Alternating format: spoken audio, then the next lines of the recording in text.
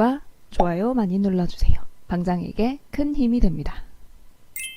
안녕하세요, 홀릭입니다. 오늘 아침 미국이 다시 한번 기습적으로 기준금리를 인하했다는 소식이 있었습니다. 해당 뉴스 정리해드리겠습니다.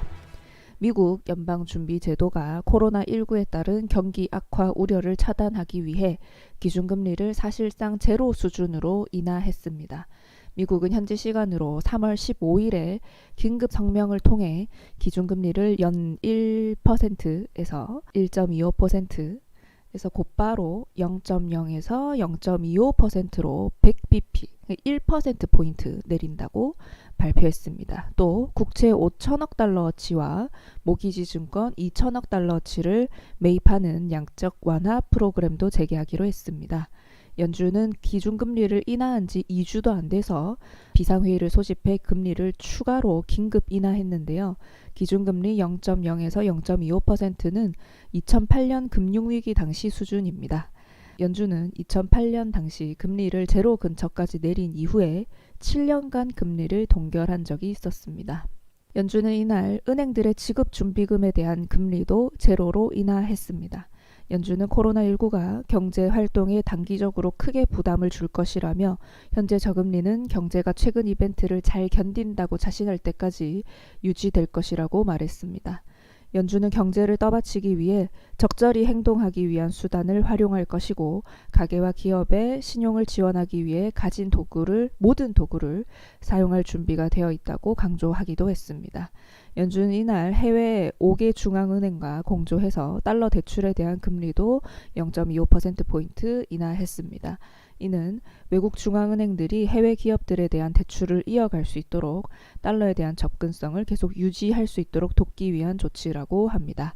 도널드 트럼프 미국 대통령은 연준의 금리 인하에 대해서 곧바로 매우 훌륭한 조치이며 예상하지 못한 것이라면서도 이번 조치를 환영한다고 말했습니다.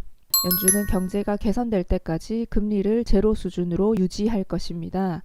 경제당국자들은 경제를 정상으로 돌리기 위해 도와야 합니다. 미국의 경제 활동은 적정 수준으로 확장하고 있습니다. 코로나는 경제의 중대한 도전입니다.